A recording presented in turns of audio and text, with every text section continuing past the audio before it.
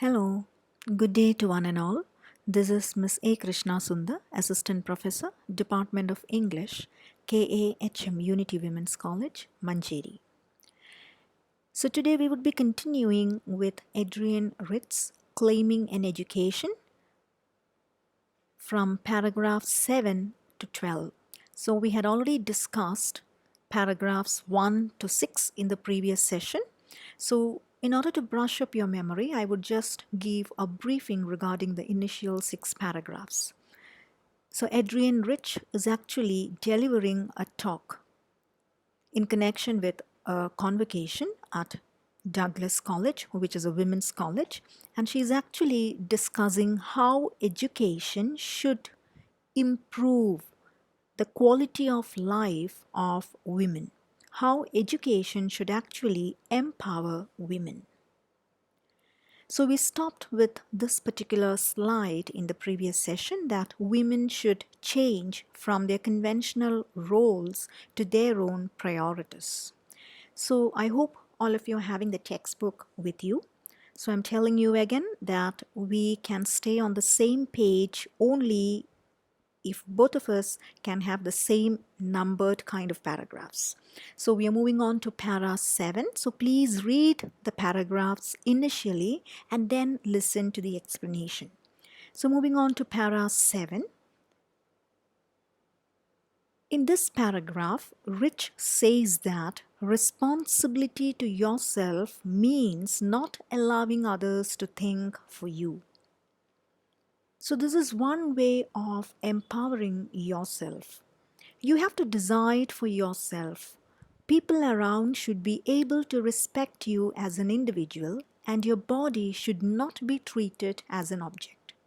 So she's also talking about the difficulties that a woman face in a gender-biased society. A woman's body is often treated as a sexual object. Like Jane Eyre in Charlotte Bronte's work, you should be able to cherish and treasure yourself as an individual. So now I would like to tell you something about Charlotte Bronte. Now you can see the picture here. This is Charlotte Bronte, and at least some of you might be familiar with the Bronte sisters, because there were 3 sisters, Emily Bronte, Charlotte Bronte, and Anne Bronte. They were writers. So Charlotte Bronte was an English novelist and poet. Now she has written a work which is titled as Jane Eyre, an autobiography, and this was a novel which was published under her pen name Caro Bell in the year 1847. Now see, you can see a pseudonym or a pen name here as Caro Bell because this was a time when women were not encouraged to write. It is a story of a girl named Jane and how her life moves. So in this paragraph, Rich is actually quoting a line from Charlotte Bronte's work, Jane Eyre. So I would like to read that particular line from the text. It says, I have an inward treasure born with me, which can keep me alive, which means I have an inner power within me, which can keep me alive, even if all the extraneous delights, extraneous means the outside delights, even if all the outside delights should be withheld or offered only at a price I cannot afford to give, which means even if you try to shut down all the doors around me, there is still a particular power which is raging within me. This is what the character Jane Eyre says, which means this is what Charlotte Bronte said. So this is what Adrienne Rich wants. This is a change that she tries to bring in. She says that as women, we should have a power inside us. And it means insisting that those to whom you give your friendship and love are able to respect your mind. So it is not a submissive life that she is seeing or perceiving for a woman. It is a life full of demands. It is a very powerful life, a very active life that Rich is perceiving for a woman. So, moving on to paragraph 8. Being responsible to yourself means not falling into the traps of the society like marrying early, denying education, etc. As we have discussed in the previous video, we all know that we live in a society which is highly biased. We live in a society where men are treated as superior and women are treated as secondary beings. So, living in such a society, there are so many traps which the society will set for women. So, we should not fall for these social traps. Now, one is actually denying education for a girl child. If you read the newspaper these days, you can see a number of cases, specifically in the northern parts of India, where small baby girls are killed. Because girls are often considered as a burden and responsibility for the family. At the same time, they consider boys as a source of income for the family. So, this disparity begins right from their birth. So, a number of girl children are actually killed by their own parents in many locations. Now, another thing is denying education for a girl child. In many houses, boys are sent to schools, but girls are not sent to schools. So, again, there is this disparity. Again, making them marry early at an age when they are not ready for a marriage, they are pushed into a marriage. And soon after marriage, they are pushed into the role of motherhood. So, in many cases, this is not what the girl really wants, but this is actually something which is imposed upon her. So, Rich says you should be able to resist these societal forces. You should find courage to enforce your integrity and claim respect. Now, when can you claim respect? You can claim respect only when you possess self respect. And for the self respect, you need an integrity within yourself. Women are indeed having courage now and are changing. A life should be lived actively with your dreams in it rather than in a passive way with the dreams of others imposed on you. So she says that a woman is not something which needs to be continuously available to others. And I'm quoting from the text. Paragraph 8, the last part, she says that the difference between a life lived actively and a life of passive drifting and dispersal of energies is an immense difference. So it is just like life and death. If you live your life with your own dreams and challenges, that's an active life. On the other hand, if you are forgetting your interests, your passions, your likes for the sake of others, it is not a real life. So this has to change, and this is what she is arguing for. Getting on to the next para 9, Rich now continues her speech with the second part of the contract she mentioned earlier. She says that education for women is still a debate, and many male teachers believe it to be a second rate job when they teach in a women's college. This attitude has to be changed because people generally have a notion that women are not having great scholarship compared to men. Women are not as intellectual as a man. So, this is actually giving a different kind of notion to many teachers. So, till now, she was talking about women students, and now she is focusing on teachers. Now, teachers can be both male teachers and female teachers because when we live in a patriarchal society, certain aspects of this patriarchal society will be internalized by the people living in that society. To internalize means even without your knowledge, you get into certain ideologies and belief systems. We all have that. Since we are born and brought up in Kerala, since we are born and brought up in Malayali culture, all of us possess different kinds and varieties of belief systems. Sometimes you might not know that it is existing within you, but it becomes a part of you since you are a part of this culture.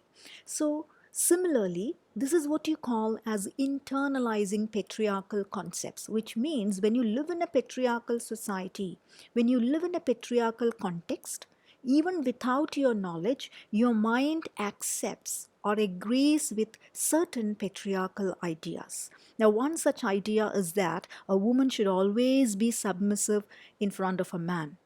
A woman should always obey her husband. A woman should always take care of her husband. A woman should always cook food for her husband, no matter what the husband is doing. So, these are all certain kinds of patriarchal grains which all of us possess, irrespective of the fact whether we are a man or a woman. So, what she says here is that even there are female teachers who might have internalized these patriarchal concepts, who might think that there is no use when girls are studying because girls are not really scholarly. So, this attitude should change. Coming to paragraph 10, some male teachers still consider women students as not capable of anything and treat them only as sexual objects. So, this is the same point which we discussed earlier. Alexander versus Yale is a legal case brought by a group of university female students against the male professors for their sexual advancement towards girls. So, in most cases, men see girls or girl students only as sexual objects. So, this was a case filed against the male professors in the university. So, as teachers, they should actually keep an open mind by respecting the women students' intellectual capacity. We should not be anti woman. Anti woman means against woman. If a woman is ready to come up to the forefront, to continue her education, to get into a job, to live her life for herself, we need to appreciate that and we need to encourage those girls. So, this is the idea that Rich is trying to convey. So, getting on to paragraph 11, Rich quotes the famous British poetess Elizabeth Barrett Browning, wife of Robert Browning. So let me take you towards Elizabeth Barrett Browning. So this is Elizabeth. Now she's considered as a Victorian poet and she is the wife of the very famous poet Robert Browning. She disapproves all studies which makes minds passive.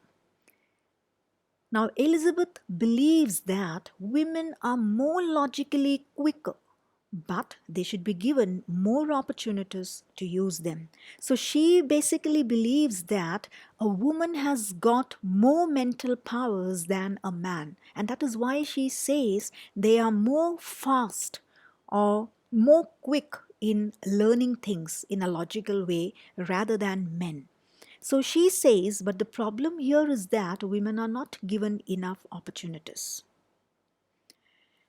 So, Elizabeth disapproves all studies which are passive in nature.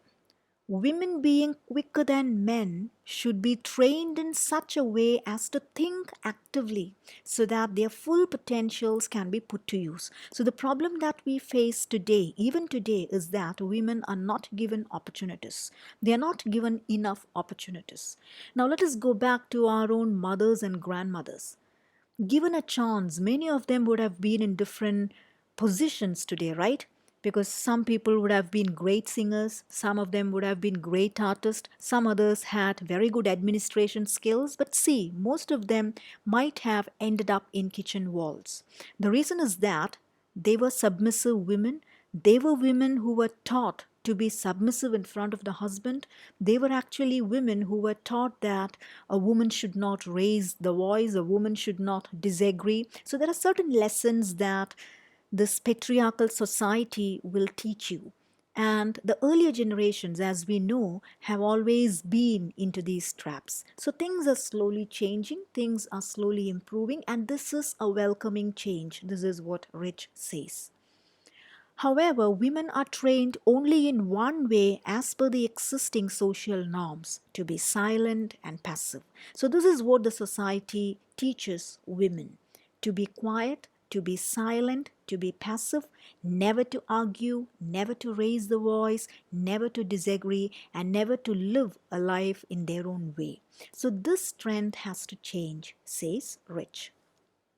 Moving on to the last paragraph, she concludes by asking the girls to prove what they can do by their actions. So this is a very powerful, at the same time, a persuasive kind of speech. Persuasive speech means a speech which will make you put yourself into some action oriented events. It will make you do something. So that is what you call as a persuasive speech.